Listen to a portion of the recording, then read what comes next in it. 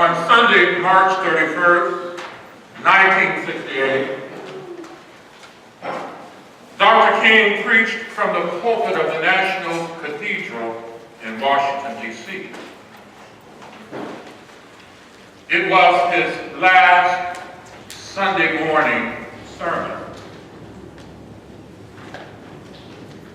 His sermon was titled, "Remaining Awake Through a Great Revolution." Remaining awake through a great revolution. In the sermon, Dr. King made reference to Washington's Irving's story of Rip Van Winkle. Remember the story? What do you remember about it? He slept. He slept for 20 years.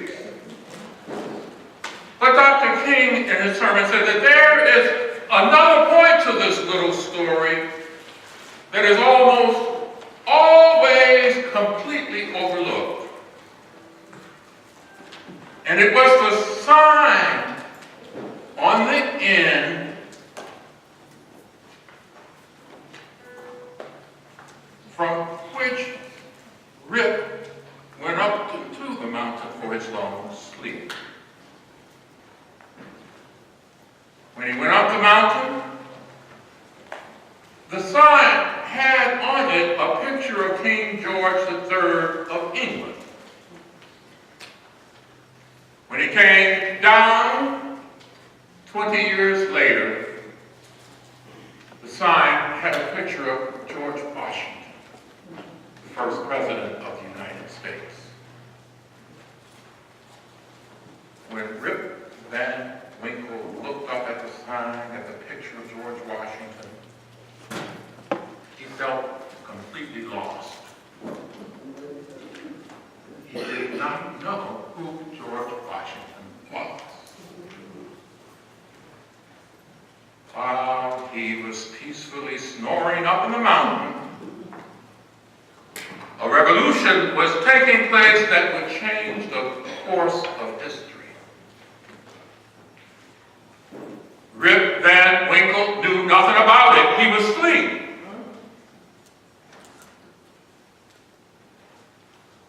Yes, he slept through a revolution. He woke up in a world he knew nothing about. And wrote Dr. King, "One of the great liabilities of life is that all too many people find themselves living amid a great period of social change,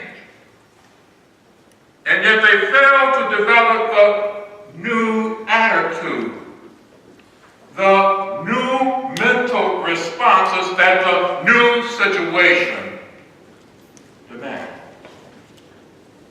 They end up sleeping through a revolution."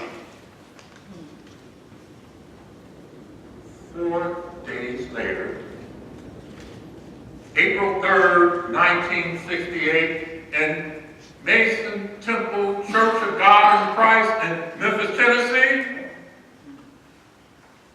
on the night before he died, Dr. King preached his last sermon.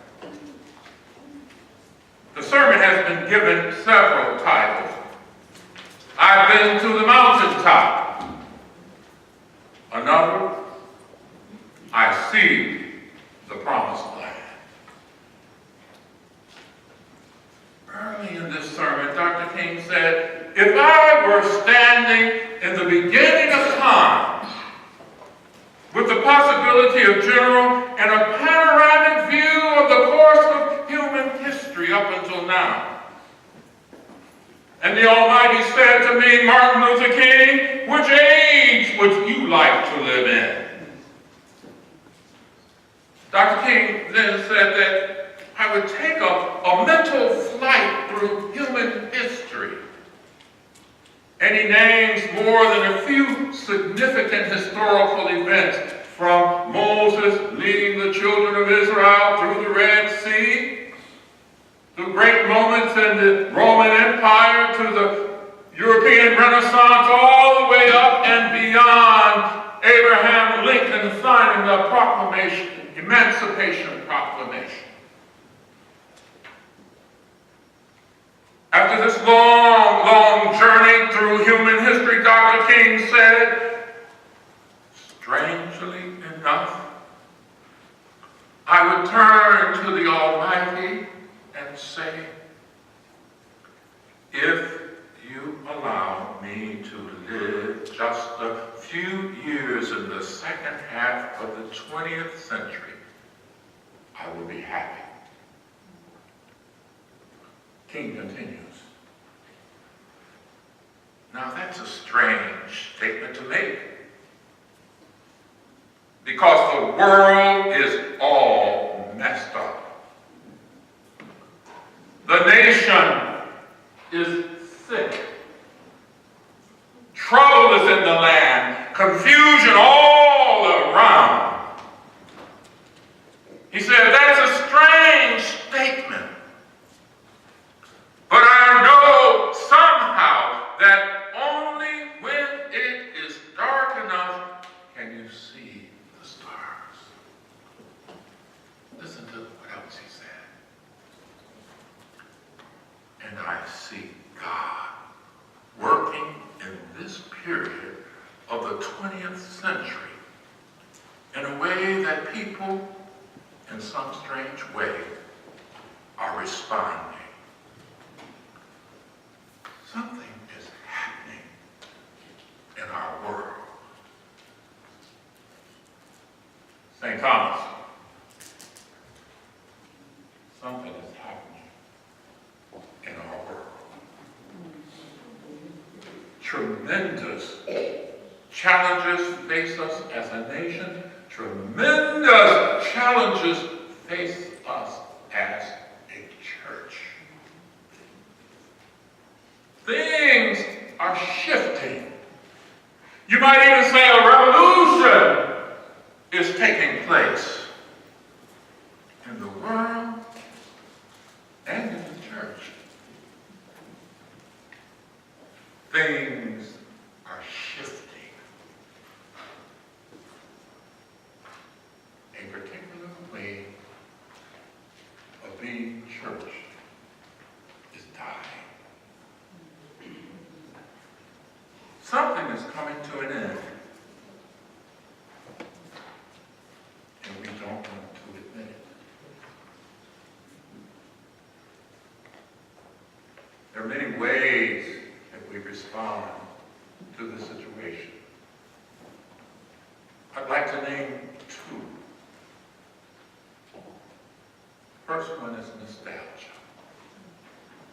Longing for a long lost past. This is in essence denial and an attempted escape from what is going on right now in the present. We're familiar with it in the nation. Make America great again. We might even hear it in the church. Make St. Thomas great again. Or make UBE great again. A second way, different from nostalgia, is despair. Giving up, cynicism. There's no use trying. We tried that before. We might as well give up. There's nothing to do. We can't even do anything. Sense of hopelessness. Perhaps there is a third way. A way beyond nostalgia. A way beyond despair. For his sermon at the National Cathedral, Dr. King took his biblical text from chapter 21 of the book of Revelation. He combined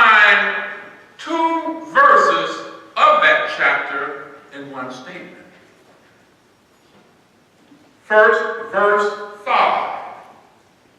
See, I am making all things new. And then it goes to verse 4. Former things are passed away. See, I am making all things new. Former things are passed away. A third way is to wake up from our sleep of illusions and denial. Bless the past, release it, and let it go.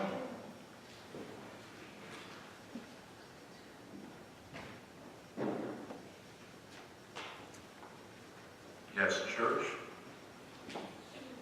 and a way of being church is dying, if not dead. But more importantly, church, a new way of being church is struggling to be born. A revolution is taking place in what it means to be church. Look, pay attention. God is doing a new thing. And King reminded us in that sermon that whenever anything new comes, it brings challenges, but it also brings opportunities.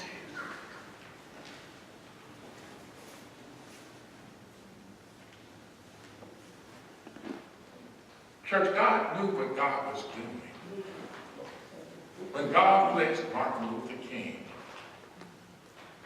in the second half of the 20th century in the United States of America. God knew what God was doing.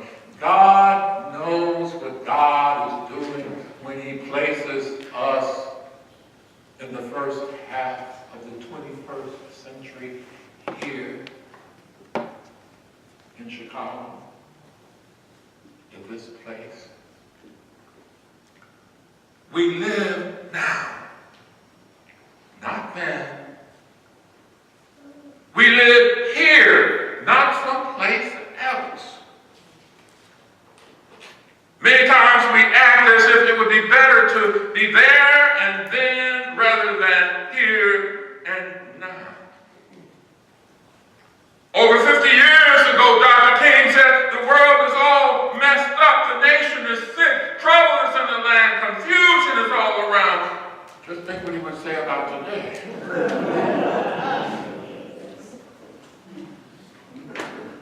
But listen again to what he said. Let's change the dates a little bit, say, apply it to ourselves.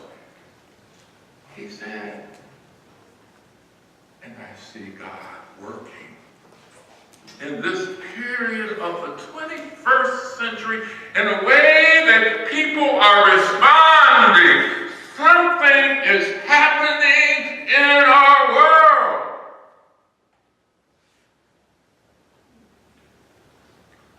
I believe a sign or a witness to that new church is the challenge and invitation our rector and vestry has given to us as a church to respond to the presiding bishop's call to love and to make that love evident in our congregation. To begin honest Lenten conversations about sexuality in the church in a way that will help lead us in the direction to be an intentional and deliberate about opening our doors to LGBTQ people in non-superficial and non-patronizing ways.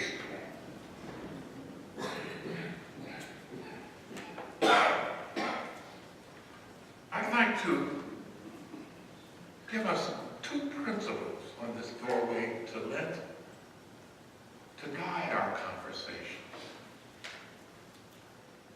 First, to acknowledge that we're not talking about political work. Ain't nothing wrong with political work, but we're talking about spiritual work. We're talking about Lenten practices.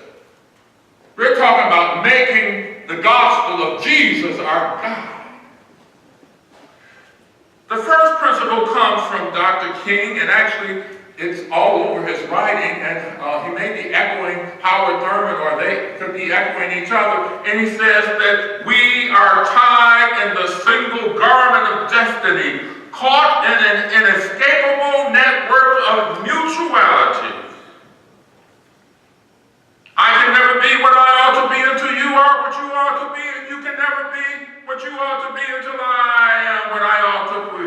He says this is not just a principle, this is the very nature of reality. We are linked inescapably together. So these conversations are not about us and them.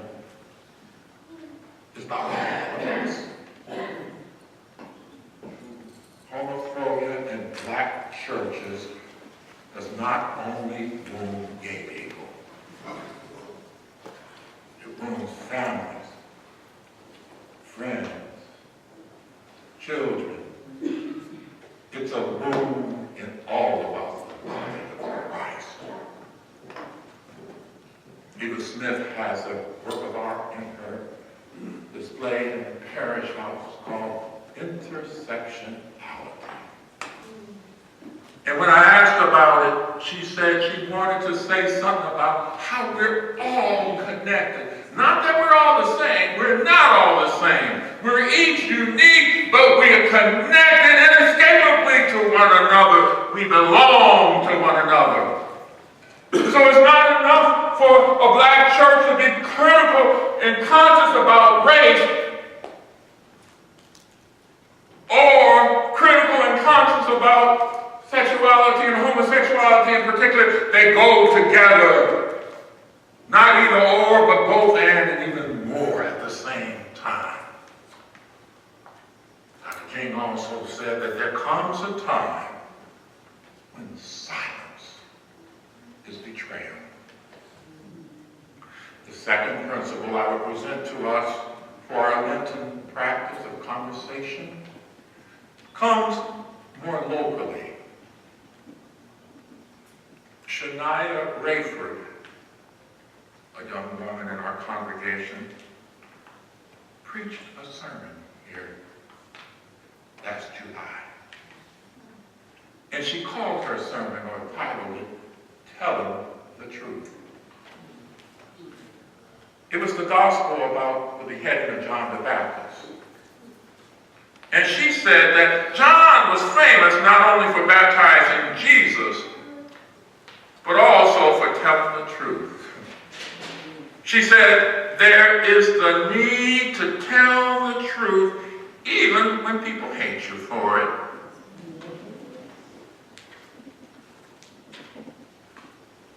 Although these Lenten conversations to which we are invited are about sexuality, it's not sexuality or even homosexuality that threatens us. It's truth. Telling the truth is what threatens us. For years I've been saying that black church ever deals with black gay people, that we'll be able to deal with anything. Because when you ignore and cover about one thing, you ignore and cover about a whole lot of other things. These Lenten conversations to which our Rector and our vestry call us are in essence spiritual work. Here at the doorway of Lent, the church presents us with Jesus' transfiguration. The transfiguration is right in the middle of all the Gospels. In Luke, it's like a pivot upon which the gospel turns. It comes at the end of Jesus' ministry in Galilee, and it transitions to his road to Jerusalem, to the cross. And in that pivot, Jesus invites Peter, James, and John up the mountain with him. And in Luke's unique telling of that tale, he tells us that Jesus is at prayer when he is transfigured. Jesus is in deep communion with his disciples when he is transfigured. They see his glory, and the gospel says they are weighed down with sleep. They're tempted to go to sleep like Rip Van Winkle did, but because they resisted that temptation, they were awake to see God's glory in the face of Jesus. I want to see God's face. That's the goal of our Lenten practice. To stay awake, to see God's glory. Luke is the only synoptic writer to tell us what Elijah and Moses and Jesus were talking about. All three mention they had a conversation, but Luke tells us that they were talking about Jesus' passage, his exodus. They were talking about Jesus' mission, his ministry. And so Jesus didn't make a tent up there on the mountain. He led them down the mountain and walked the road to Jerusalem, to that cross that awaited him. And after 3 days, he rose again. These conversations during Lent are about our mission and discipleship, not only in the church, but in this world that God passionately loves. And I see, I'm a witness, that God is working in this 21st century in a way that people at St. Thomas are responding. Something new is happening in our world. Behold,